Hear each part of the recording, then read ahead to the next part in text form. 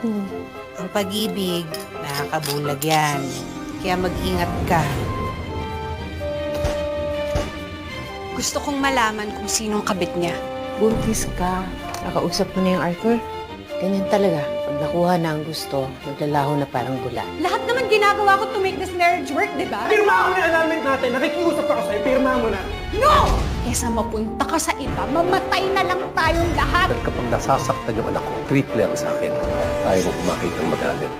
Ilang buwan kami nagparamdam ha. Nagpunta ako dito para sabihin sa'yo na hindi na ako babalik. Huwag mo akong hanapin. Huwag mo akong mahalin. Huwag ka umasa. Niloko ka niya. Pagkatapos iiwanan ka ng maraming pera. Hindi biro yung nawawalang pera. Ano man ang ginakasangkutan ng asawa ko, sigurado kong big time yan. He is married to you. Bakit niya magagawa yun? Nararamdaman ko na may pinaplano siya. Kailangan kong